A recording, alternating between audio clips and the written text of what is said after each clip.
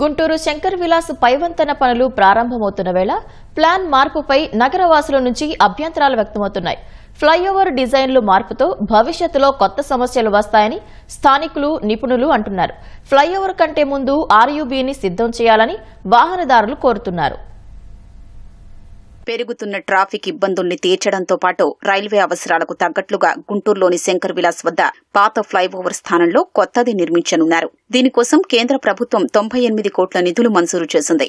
గతంలో 8 మీటర్లు ఎత్తులో ఉన్న ఫ్లైఓవర్ ను ఇప్పుడు 11.5 మీటర్ల ఎత్తులో నిర్మిస్తున్నారు. అంబేద్కర్ కూడలి నుంచి హిందూ కళాశాల కూడలి వరకు 1.5 కిలోమీటర్ల మేర ఫ్లైఓవర్ నిర్మించనున్నట్లు తొలుత ప్రకటించారు. తరువాత కేంద్రమిచ్చిన నిధుల ప్రకారం ఆ స్థాయిలో నిర్మించలేమని తేల్చారు. పొడవు కుదించడంతో పాటు డిజైన్లు మార్చేసి 930 మీటర్ల మేర నిర్మిస్తున్నారు. డిజైన్ల రూపకల్పన సమయంలో అధికారులు స్థానికులతో సమావేశం నిర్వహించగా ఆర్యూబీని కూడా నిర్మించాలని సూచించారు. అప్పుడు జీజీహెచ్కు వెళ్లడానికి అటువైపు నుంచి రావడానికి ఇబ్బంది ఉండదని చెప్పారు. ఆర్యూబీ ముందుగా నిర్మిస్తే ఫ్లైఓవర్ పనులు జరుగుతున్నా వాహనాల రాకపోకలకు ఇబ్బంది లేకుండా ఉంటుంది. కొత్తగా రూపొందించిన డిజైన్ల ప్రకారం ఫ్లైఓవర్ నిర్మిస్తే శంకర్ విలాస్ వైపు నుంచి జీజీహెచ్కు వెళ్లేవారు తీవ్ర ఇబ్బందులు పడాల్సి వస్తుంది. ఎందుకంటే ఫ్లైఓవర్ ఏసీ కాలేజీ వద్ద ముగుస్తుంది కాబట్టి అక్కడి నుంచి వెనక్కు రాలేరు. వీటిని పట్టించుకోకుండా ఇప్పుడు ఫ్లైఓవర్లు డిజైన్ ఖరారు చేయడంపై అభ్యంతరాలు వ్యక్తమవుతున్నాయి. ఫస్ట్ ఆలోచించాల్సిన వాళ్ళు ఆల్టర్నేటివ్ అరేంజ్మెంట్స్ ఏమి చేయాలి అనేది.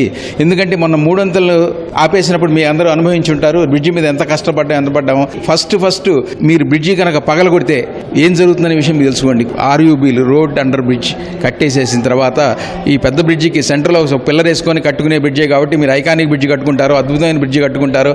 మీకు అవకాశం ఉన్న మేరకు కట్టుకోండి సార్. ఇంతకుముందు 8 మీటర్లు ఉన్న బ్రిడ్జికి ఎంత స్లోప్ ఉంటుంది? ఇవాళ 11.5 మీటర్లు 12 మీటర్లు పెట్టిన బ్రిడ్జికి ఎంత స్లోప్ ఉండాలండి? దానికంటే ఇంకా ఎక్కువ ఉండాలి. ఇటువైపు ఉన్నటువంటి 3 ముఖ్యమైనటువంటి పాయింట్స్ సెయింట్ జోసెఫ్ హాస్పిటల్, ఇటు గవర్నమెంట్ హాస్పిటల్, ఏసీ కాలేజీ, అటు ఉమెన్స్ కాలేజీ, మొత్తం విద్యార్థులు ఆరోగ్యానికి సంబంధించిన అతిపెద్ద హాస్పిటల్ ఉన్నటువంటి గుంటూరు కేంద్రంలో అంబులెన్సులు తిరగటానికి కానీ ట్రాఫిక్ సమస్య కానీ చాలా తీవ్రంగా వస్తుంది. దాన్ని దృష్టిలో పెట్టుకునే మేము ఫ్లైఓవర్ని ముందుకు తీసుకెళ్తే ఈ అంబులెన్స్ తిరిగే పాయింట్స్ దగ్గర నుంచి పబ్లిక్ 1 టౌన్ నుంచి 2 టౌన్కి వచ్చే పాయింట్ కూడా ఈజీ అవుతుంది. దానికోసం ఆర్యూబీ అనేది ఫస్ట్ కట్టి తర్వాత ఆర్ఓబీ కడితేనే పబ్లిక్ డిస్కనెక్ట్ అవ్వకుండా ఉంటారు.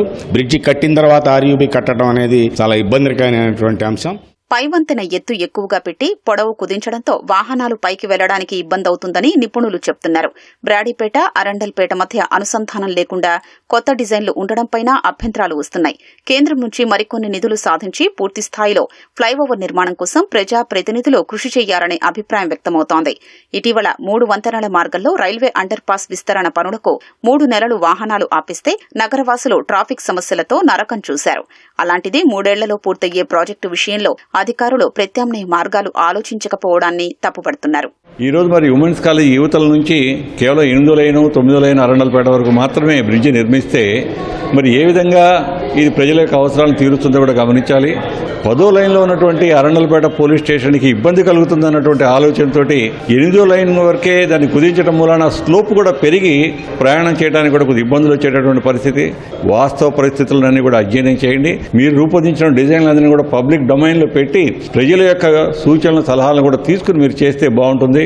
కాబట్టి ఇప్పుడు బ్రిడ్జ్ అనేది డిజైన్ అనేది ఓపెన్ చేయకపోవడం, డైరెక్ట్ గా టెండర్కి ఇవ్వడం వల్ల ఇప్పుడు ఇబ్బంది వచ్చింది. అక్కడికి ఎన్నిసార్లు అడిగినా వాళ్ళు ఏదో డిపిఆర్లను తీసుకొచ్చి ఎక్స్ప్లెయిన్ చేసినా ఎప్పటికప్పుడు ఇంకా అవ్వలేదు, ఇంకా తేల్చలేదు అన్నారు. 10వ లైన్ దగ్గర నుంచి ఉమెన్స్ కాలేజ్ దగ్గరికి అని చెప్పారు. చివరికి అది మళ్ళీ 8వ లైన్ దగ్గర ఆపారు. కానీ ట్రాఫిక్ అనేది మన 8వ లైన్ 9వ లైన్ మధ్య ఆగటం వల్ల మళ్ళీ అక్కడ ట్రాఫిక్ కంజెషన్ వస్తుంది.